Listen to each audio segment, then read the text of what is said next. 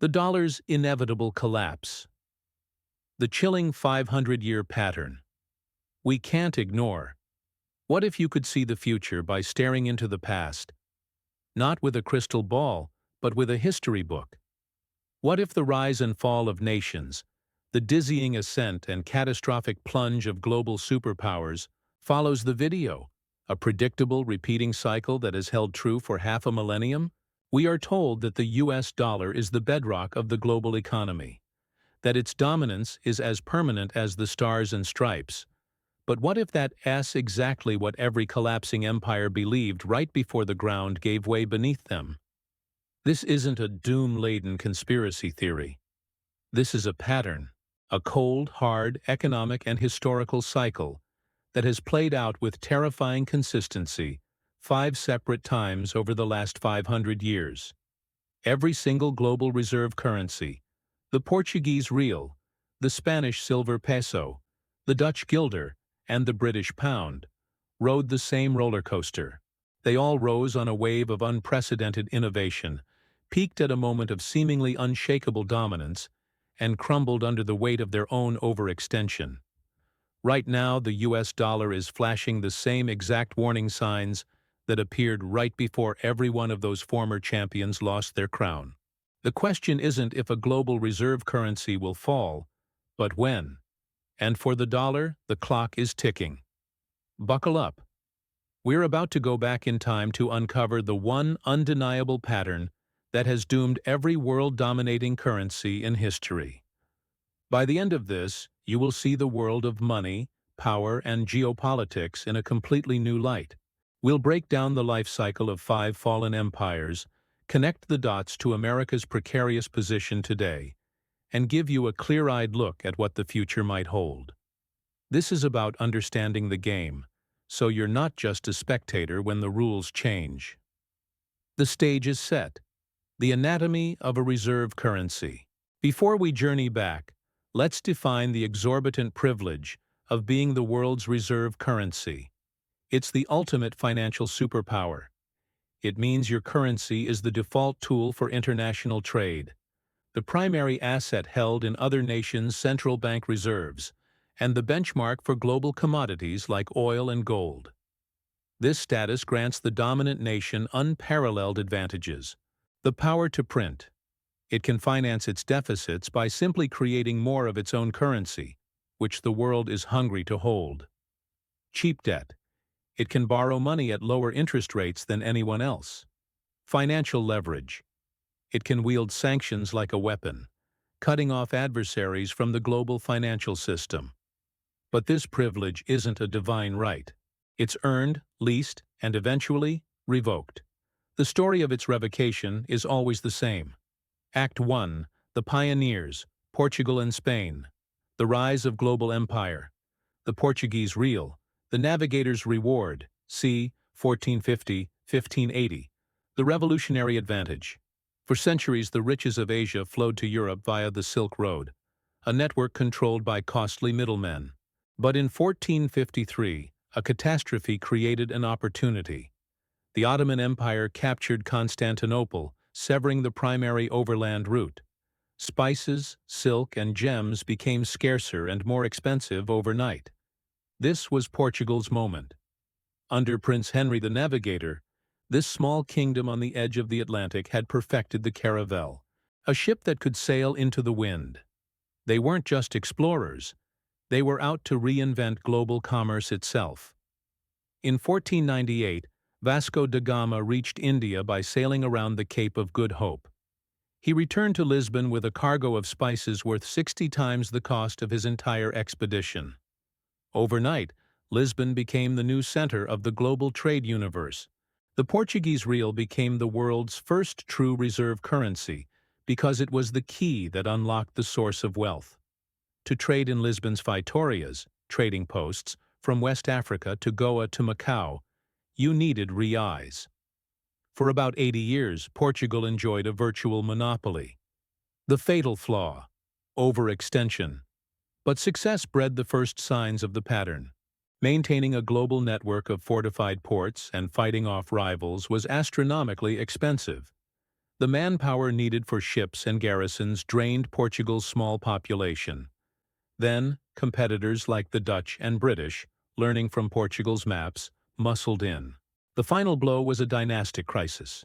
In 1580, King Sebastian died without an heir, and Spain's King Philip II marched in and annexed Portugal.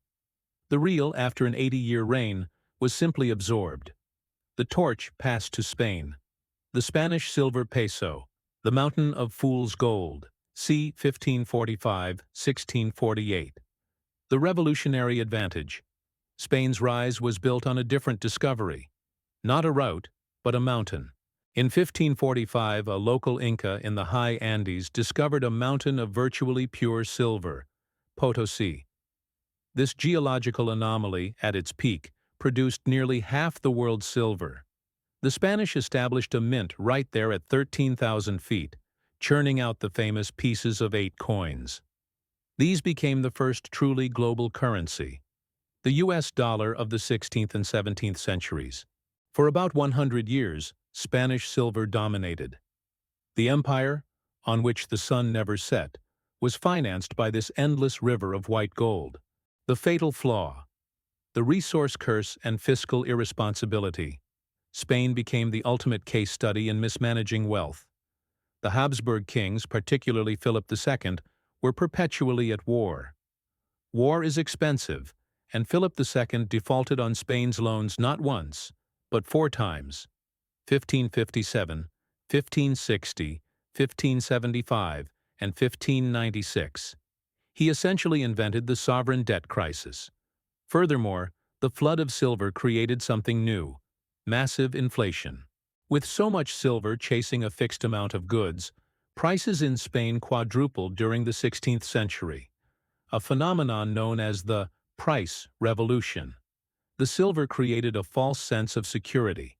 Spain neglected its domestic industries, choosing to import everything from elsewhere in Europe, paid for with Potosi's riches. When the silver flows slowed and war costs mounted, the economy had no productive base to fall back on. By the 1640s, bankrupt, overextended, and militarily exhausted, Spain's monetary dominance was finished.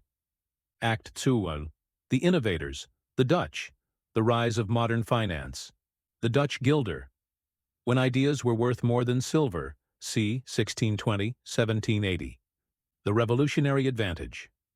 As Spain faltered, a new, unlikely superpower emerged: the tiny Dutch Republic.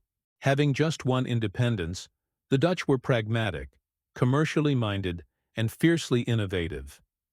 They didn't have a mountain of silver. They had a mountain of ideas. Amsterdam became the world's warehouse and its bank. The Dutch guilder became the next reserve currency because the Dutch invented modern capitalism. They created the Amsterdam Stock Exchange, the world's first, allowing companies to raise public capital. The Wissel Bank, Exchange Bank of Amsterdam, the world's first central bank, which guaranteed deposits and settled international transactions with a trusted, stable currency. Marine insurance, mutual funds, and futures trading. For about 80 years, the guilder was the bedrock of European finance. It was trusted because it was backed by the most sophisticated and trustworthy financial system on earth. The fatal flaw. Imperial overstretch. Once again, the pattern held. The Dutch became overextended in a series of costly naval wars with England. The Fourth Anglo-Dutch War, 1780-1784, was a disaster.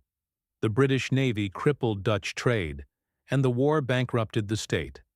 The legendary Dutch East India Company, once the most valuable corporation in history, collapsed.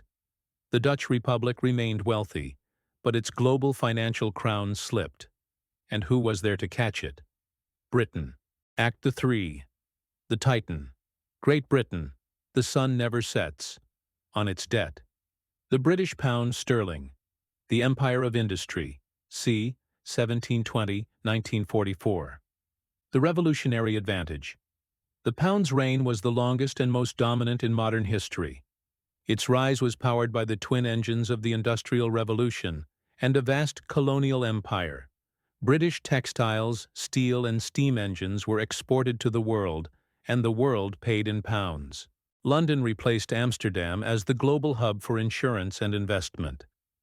The British government cemented this dominance by officially adopting the gold standard in 1816. The pound was defined as a specific weight of gold, making it incredibly stable and trustworthy. By 1900, the British Empire controlled a quarter of the globe, and over 60% of world trade was invoiced in pounds. It was the absolute peak, the fatal flaw, the sledgehammers of war. Then came the 20th century. World War I exploded Britain's national debt. The interwar period saw a shaky recovery, but World War II was the final fatal blow. By 1945, Britain's debt-to-GDP ratio had reached a staggering 270%. They had won the war but were financially exhausted, their industries battered, and their empire fracturing. The world knew it. And most importantly, the Americans knew it. The pivot point. The American century begins. July 1944, Bretton Woods. Over 700 delegates from 44 nations gathered to rebuild the shattered global financial system. Britain, led by John Maynard Keynes, proposed a neutral global currency called Bancor. But the United States, whose factories were untouched and whose economy produced half the world's manufactured goods, held all the cards. The American delegation insisted on a system centered on the U.S. dollar. Every major currency would be pegged to the dollar, and the dollar itself would be convertible into gold at $35 an ounce. The world agreed. The formal transition from the pound to the dollar was complete. For a quarter century the system worked. The world rebuilt, and the dollar was as good as gold. The Nixon shock and the petrodollar masterstroke. Then in 1971, President Richard Nixon, facing inflation and a run on U.S. gold reserves, suspended the dollar's convertibility. The Bretton Woods system was dead. The world expected the dollar to collapse, but it didn't. Instead, it found a new, even more powerful anchor: oil. In the wake of the 1973 OPEC oil embargo, the U.S. struck a genius and ruthless deal with Saudi Arabia. The U.S. would offer military protection and arms. In return, the Saudis would denominate all their oil sales exclusively in U.S. dollars and recycle their petrodollars into U.S. Treasury bonds. By 1975, every OPEC member had fallen in line. The petrodollar system was born. This was a masterstroke. Because every country needed oil, and oil was only sold for dollars, every country was forced to hold massive dollar reserves. This created artificial, perpetual global demand for the dollar, allowing the U.S. to run massive trade and budget deficits with impunity. It could print money to pay its bills in a way that would have destroyed any other nation's currency. For decades, this was the bedrock of American financial hegemony. Act 4. The American Empire, flashing the classic warning signs.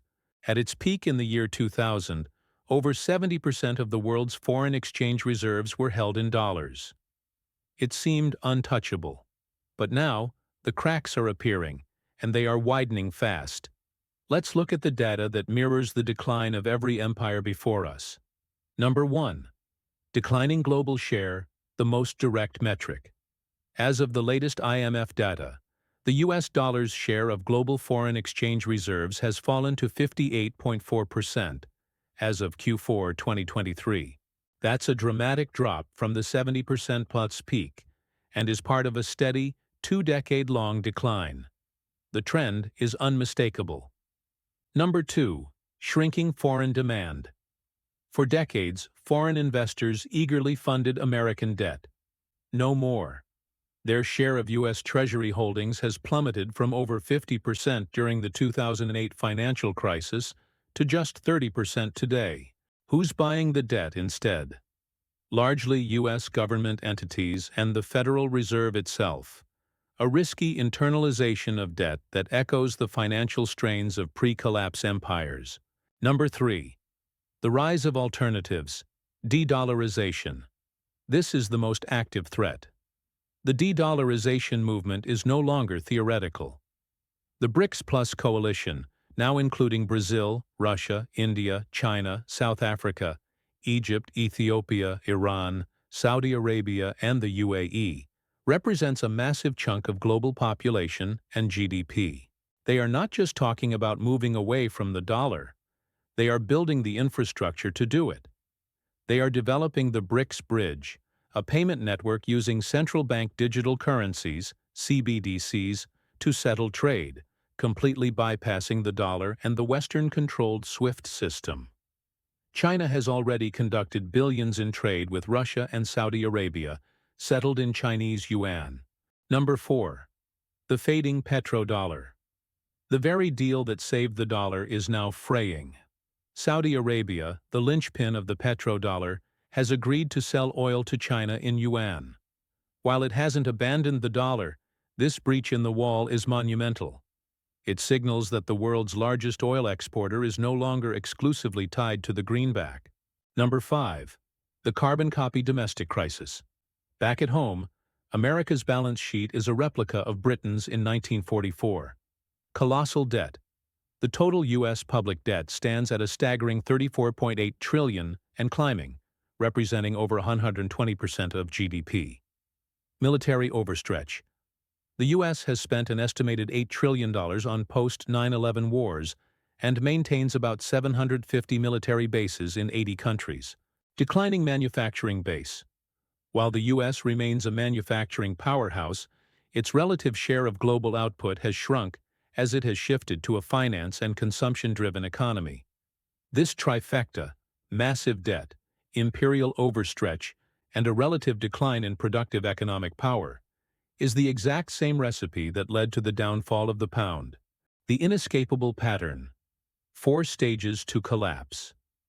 Let's lay out the pattern clearly one more time. Every reserve currency goes through 4 inescapable stages. Rise. A nation achieves dominance through a revolutionary advantage. Navigation, resource windfall, financial innovation, industrial might.